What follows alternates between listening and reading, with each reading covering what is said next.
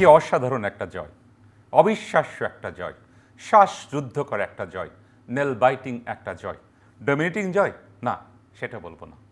সম্মানিত viewers, channel i online প্ল্যাটফর্মে আমি কামরুজ্জামান আপনাদের প্রত্যেককে স্বাগত জানাচ্ছি। 3 ম্যাচ ওডিআই সিরিজ বাংলাদেশ বনাম পাকিস্তান। তৃতীয় ওডিআইতে বাংলাদেশ পাকিস্তানকে 11 রানে পরাজিত করে 3 ম্যাচ ওডিআই সিরিজে 2-1 সিরিজ নিশ্চিত করল। কেমন খেললো বাংলাদেশ?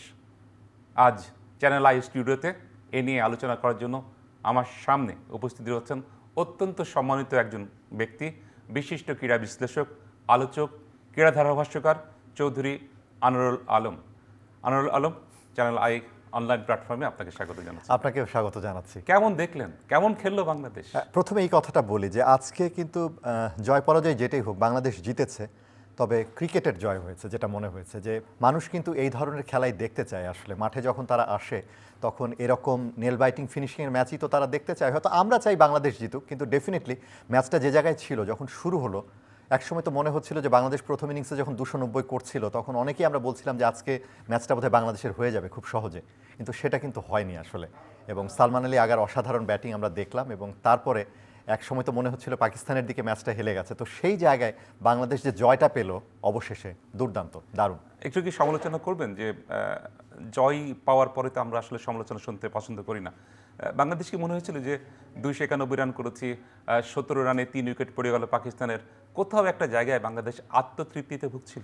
আমি জানি না, বাংলাদেশ প্রফেশনাল দল আসলে। সেই জায়গাতে আপনি দেখুন যে আমরা যে জায়গাটায় আমাদের ঘাটতিটা মনে হলো আজকে রিশাদ হোসেনের কাছ থেকে, আমরা আসলে রিশাদ হোসেন এই যে পঞ্চম বোলার, আমরা কিন্তু মাত্র 5টা বোলার নিয়ে খেলছি, যদিও একটা অপশন আমাদের ছিল সাইফ হাসান, কিন্তু রিশাদের কাছ থেকে হয়তো আমরা আরও বেটার পারফরমেন্স আশা করেছিলাম। তো সেই জায়গায় রিশাদ যখন ওভার প্রতি 9 রান করে দিলেন, উনি 6 ওভারে দিয়েছেন 54 রান।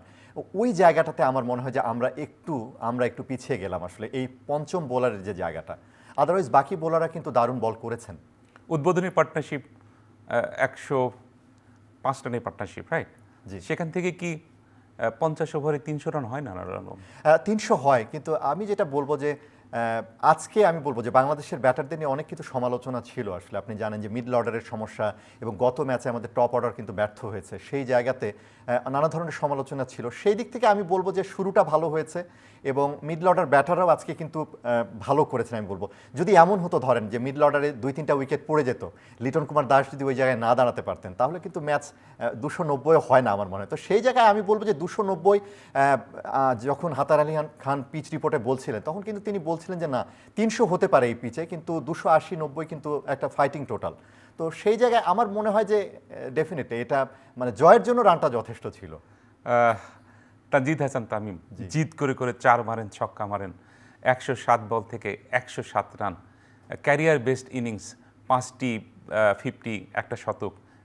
এই ইনিংসটি কি বলবেন? না, ডেফিনেটলি এটা একটা অসাধারণ ইনিংস আসলে। এর আগে অনেকবার চেষ্টা করেছেন তানজিদ তামিম, একটা কিন্তু সুযোগ পেয়েছেন আপনি জানেন যে এই সিরিজে, কারণ সৌম্য সরকারকেই হয়তো ওপেন করানো হতো, এরকম একটা বিষয় কিন্তু ছিল। যেহেতু লাস্ট যে ওডিআই সিরিজটা আমরা খেলেছিলাম ওয়েস্ট ইন্ডিজের এগেনস্টে, সেখানে কিন্তু ভালো করেছিল সৌম্য সরকার। তো সেই জায়গায় তানজিদ তামিম সুযোগ পেয়েছিলেন, কিন্তু যে তার সাম্প্রতিক পারফরমেন্সের কারণেই তিনি কিন্তু দলভুক্ত হয়েছিলেন আসলে, এবং সেটার প্রতিদান তিনি দিয়েছেন। প্রথম ওডিআইতে আমরা দেখেছি 67 রানের একটা অসাধারণ ইনিংস তিনি খেলেছেন, এবং সেটাকে তিনি ক্যারি করলেন আমি বলবো। এবং তার কাছ থেকে এরকম একটা ইনিংস আমাদের প্রত্যাশা ছিল, কারণ তিনি যেমনটা খেলেন। তো সেই জায়গাতে আমি বলবো তার কাজটা করেছেন, এবং টপ অর্ডার ব্যাটারদের কাছ থেকে আমাদের যে প্রত্যাশার জায়গাটা, সেটা মনে হয় আজকে তারা সেটা পূরণ করতে পেরেছে। একটু কি তামিমের ইনিংসটা বড় করা যেত না? না, উইকেটে তিনি গিফট করে এলেন। ডেফিনেটলি সেটি তো করা যেতই, আসলে সময় ছিল। কিন্তু আমার যেটা মনে হয়েছে যে একটা সময় তাকে মনে হয়েছে যে খুব তিনি যেমনটা খেলছিলেন আসলে, মনে হয় মাঠের কারণেই হোক বা আর্দ্রতার কারণেই হোক, মনে হচ্ছিল যে কষ্ট হচ্ছে তার একটু, এবং ক্র্যাম্পও করেছিল কিন্তু তার। তো সেটা একটা কারণ হতে পারে হয়তো। ক্র্যাম্প করার বিষয়টা কি, যে ফিজিক্যাল আনফিট, না আসলে আবহাওয়া খুব আর্দ্র ছিল? বা সেটা তো হবেই আসলে, আর্দ্রতা একটা তো ফ্যাক্টর, অনেক সময় কাজ করে। ধরুন উনি প্রায় 30-35 ওভার পিচে ছিলেন আসলে, মাঠে ছিলেন। লিটন বারবার কেমন যেন কলাপস করছিলেন, বারবার লিটনের কিন্তু কষ্ট হয়েছে। লিটন অত লম্বা ইনিংস খেলেননি, তারপরেও আমি বলবো যে তানজিদ তামিমের এই ইনিংসটাকে ডেফিনেটলি আমি 100-তে 100 দেবো আসলে, কারণ তার এই ইনিংসটার উপরে ভর করেই বাংলাদেশের যে আজকের যে টোটালটা, সেটা কিন্তু দাঁড়িয়েছে। হ্যাঁ, তাহিদ হৃদয় 48, লিটন 41, তাহিদ হৃদয় কি 50 করতে পারতেন কিনা? না সেটি পারতেন, কিন্তু আমাদের যেটা দরকার ছিল, দেখুন সাম্প্রতিক সময়ে একটা কথা খুব চলছিল যে মিডল অর্ডার কলাপস করছে বাংলাদেশের, যে টপ অর্ডাররা ভালো করলেও মিডল অর্ডারের যে আমাদের যে ব্যর্থতা, আমরা কিন্তু অনেককে দিয়ে চেষ্টা করছিলাম এই সময়টাতে। শামীম পাটোয়ারির কথা জানেন আপনি, জাকের আলী অনেকের কথা জানেন, কিন্তু কোনোটাই সুইটেবল হচ্ছিল না আসলে। তো সেই জায়গায় লিটন কুমার দাসকে ফেরত আনা হলো, এবং লিটন কুমার দাস কিন্তু টপ অর্ডারের ব্যাটার, তাকে মিডল অর্ডারে আনা হয়েছে এবং তার সাথে আফিফ ধ্রুবকেও আনা হয়েছে। তো সেই জায়গায় আমার মনে হয় যে আজকে তারা যেমনটা খেললেন, হয়তো মিডল অর্ডার এতে উতরিয়ে যাবে আসলে আমার মনে হয়। আফিফ হোসেন ধ্রুব শেষের দিকে এসে যেখানে একবার ডেথ ওভারে এসে চার্জ করার কথা, সেখানে তিনি সিঙ্গেল ডিল করছেন, এটা কি খুব দৃষ্টিকটু ছিল না? না আসলে আর যোগ্যতা অতটুকু? অবশ্যই আমরা এটা চাচ্ছিলাম কিন্তু, যে কেন তারা চার্জ করছে না আসলে। তবে ওই সময় আমরা দেখছিলাম যে পিচ কিন্তু আমার মনে হয় যে বোলারদের দিকেই ছিল, আমি বলবো আসলে, কারণ স্পিনাররা ভালো টার্ন পাচ্ছিলেন কিন্তু ওই সময়, এবং পেসারদের বলও আমার মনে হয় ব্যাটে কতটা আসছিল আসলে, কষ্ট হচ্ছিল কিনা। তো সেই জায়গাতে তবে হ্যাঁ, এটা আমরা চাচ্ছিলাম 300 কিন্তু হয়ে যেত আসলে। আমরা কথা বলছিলাম যে কমেন্ট্রির সময়, যে এই জায়গা থেকে 300 কিন্তু মানে সহজ সমীকরণ। সম্মানিত ভিউয়ার্স, 50 ওভারে 5 উইকেটে 290 রান করে বাংলাদেশ। বোলিংয়ে যদি পাকিস্তানের কথা বলতে হয়, হ্যারি স্টোভ 3টি উইকেট নিলেন। 3টি উইকেট নিয়ে আসলে তিনি ভালো বল করেছেন, আমাদের ব্যাটার উইকেটগুলো গিফট করে এসেছেন। হারিস রূপ প্রথম, আপনি যদি জানেন, প্রথম স্পেলে 3 ওভারে 23 রান দিয়েছেন তিনি, একদম ভালো বোলিং করেনি। এবং হারিস রূপ আজকে মানে নতুন বলে তিনি বল করেন না, তিনি সাধারণত চেঞ্জ বোলার, এবং নতুন বলে তিনি সুবিধা করতে পারেনি। কিন্তু তার যে দক্ষতার জায়গা, যে পুরনো বল, তার কাছ থেকে আমরা রিভার্স সুইংও কিন্তু আজকে দেখেছি, এবং প্রশংসা তার করতে হবে, ডেফিনেটলি তার প্রশংসা করতে হবে যে এরকম একটা স্পোর্টিং উইকেট, কিন্তু সেই উইকেটে উইকেট তুলে নেওয়া, প্রশংসা করতে হবে। আমি বলবো যে হারিস রৌফের এবং চেঞ্জ অফ পেস আপনি দেখেছেন, আপনি নিশ্চয়ই তার খেলা দেখলেন, আজকে চেঞ্জ অফ পেস এবং গতির যে ভেরিয়েশন তিনি দেখিয়েছেন, এবং তার বলে সুইং ছিল, রিভার্স সুইং ছিল, এবং সেটার প্রতিদান তিনি পেয়েছেন আমার মনে হয়। একেবারে। সম্মানিত ভিউয়ার্স, 291 রানের টার্গেটে খেলতে নেমে 17 রানে 3 উইকেট নেই। পরবর্তী সময়ে এসে সালমান আগা, টি-20 দলের ক্যাপ্টেন, তিনি যে একটা ইনিংস খেললেন, এই ইনিংসটা কিভাবে বর্ণনা করবেন? এটা একটা অসাধারণ আসলে, এটা বলতেই হবে। এবং তার আজকে পাকিস্তান হয়তো হেরে গেছে, কিন্তু তার ইনিংসটাকে আপনি আসলে অবশ্যই বর্ণনা করতে হবে একটা দুর্দান্ত ইনিংস হিসেবে। 17 রানে 3 উইকেট পড়ে গিয়েছিল, 82 রানে 5 উইকেট পাকিস্তানের। সেই জায়গা থেকে এই যে ম্যাচটা আসলো শেষ পর্যন্ত, এবং শেষ ওভার পর্যন্ত যে এই ম্যাচটা হতে পারলো, এর কারণ কিন্তু সালমান আলী আগা। এবং তিনি দেখিয়েছেন কশন, অ্যাগ্রেশন সব কিছুই ছিল, এবং তার সাথে যে খেলোয়াড়রা ছিলেন তাদের কাছ থেকে সেরাটা আদায় করে নেওয়া। হ্যাঁ দেখুন, একেবারে নতুন তারা কিন্তু মাত্রই তাদের কিন্তু অভিষেক হয়েছে, এবং তাদেরকে সঙ্গে নিয়ে তিনি যে ইনিংসটা বিল্ড আপ করেছেন, সেটার প্রশংসা তো করতেই হবে। এবং তার জন্যই ম্যাচে আসলে পাকিস্তান আজকে ছিল, এবং পাকিস্তান তিনি থাকলে আমার মনে হয় পাকিস্তান আজকে ম্যাচ বের করে ফেলতো। এই যে এই জুটিটা ভাঙলো, সাদ মাসুদ এবং সালমান আগার, তাসকিনের ক্রেডিট কতটা দিবেন? তাসকিন আজকে অসাধারণ, আজকে তিনি দুর্দান্ত বোলিং করেছেন একেবারে শুরু থেকে, এবং তিনি রিজওয়ানকে যে বলটাতে বোল্ড করেছেন ওটা তো বিউটি আসলে, এবং দেখবার মতো আসলে।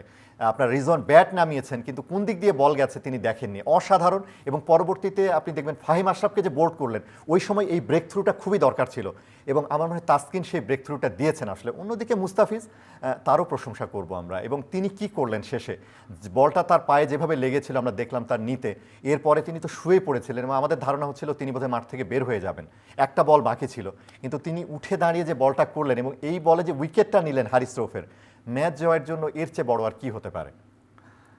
তাসকিন 4টা উইকেট, মুস্তাফিজ 3টা উইকেট, তারাই মূলত পাকিস্তানকে ধসিয়ে দিয়েছে, রাইট? ডেফিনেটলি ওইটাই আমাদের পেস অ্যাটাকই আসলে। এবং নাহিদ রানা তিনিও 2টা উইকেট পেয়েছেন, যদিও অত ভালো বল হয়তো পরের দিকে তিনি করেননি, কিন্তু তারপরেও তিনিও কিন্তু 2টা উইকেট নিয়েছেন। আমাদের হতাশার জায়গা হলো স্পিনাররা, বিশেষ করে মেহেদি মিরাজ, তিনি ভালো বল করেছেন, 10 ওভারে 36 রান দিয়েছেন, তিনি কিন্তু ধরে রেখেছিলেন ব্যাটারদের, কিন্তু উইকেট আমরা পাইনি। তো সেটা আপনি জানেন যে হোম অফ ক্রিকেটে কিন্তু স্পিন ধরে, তো সেখানে পিচটা একেবারেই অন্যরকম হয়েছে। তো স্পিনাররা উইকেট পেলে মনে হয় আরও আগে বাংলাদেশ জিততে পারত। নাহিদ রানা কি ধারাবাহিক মনে হলো? যেভাবে প্রথম ওডিআইতে 5টি উইকেট নিলেন, দ্বিতীয় ওডিআইতে ভালো বল করেনি, আজকেও খুব একটা ভালো বল করেনি, খরচে আমাদের কি ধারাবাহিকতা যথেষ্ট অভাব রয়েছে? অভাব তো রয়েছে, অভাব রয়েছে। তবে আমি নাহিদ রানার ক্ষেত্রে বলবো, তরুণ বোলার, তিনি কিন্তু শিখছেন, তার গতি আছে, এবং আমার মনে হয় যে তিনি শিখছেন আসলে, এবং প্রথম যে আমরা ম্যাচটা দেখেছি 5টা উইকেট তিনি নিয়েছেন, দুর্দান্ত বোলিং তিনি করেছেন, এবং সেই জায়গা থেকে আজকেও যে 2টা উইকেট আর্লি ব্রেক থ্রু কিন্তু তিনিও এনেছেন আসলে। তো সেই জায়গায় আমার মনে হয় উন্নতি করছেন তিনি, আরও যত সময় গড়াবে তিনি আরও উন্নতি করবেন। আমরা অলমোস্ট এসে দিকে Anwar Alam, credit goes to কি ইন্ডিভিজুয়াল দিবেন না টোটাল টিমকে দিবেন? না, এটা টোটাল টিম ওয়ার্ক। আপনি দেখলেন 3জন পেসার তারা বোলিং করেছেন, বাংলাদেশের ব্যাটাররা দুর্দান্ত ব্যাটিং করেছেন কিন্তু, এবং ব্যাটে বলের লড়াই আসলে সেই জায়গায়। আর যেটা বললাম যে আজকে কিন্তু ক্রিকেটের জয় হয়েছে, দারুণ দু প্রান্ত থেকেই ভালো বোলিং ভালো ব্যাটিং কিন্তু হয়েছে। আজকে আপনি কাকে এগিয়ে রাখবেন সবচেয়ে সেরা খেলোয়াড় হিসেবে এই উভয় ইনিংস মিলে বাংলাদেশের পক্ষে?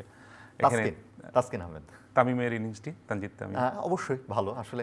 এখন দুটার মধ্যে যদি আপনি নিতে বলেন তাহলে বোধহয় তাসকিনকেই নিতে চাই আমি আসলে, কারণ তিনি যেভাবে বোলিং করেছেন আজকে সত্যি অসাধারণ, এবং একেবারে এবং যে ব্রেক থ্রুটা তিনি পরে আনলেন, আমি বলবো যে এটা মানে রাইট টাইমে রাইট ব্রেক, Right, একেবারে জায়গা মতো, বাংলায় যেটা বলি।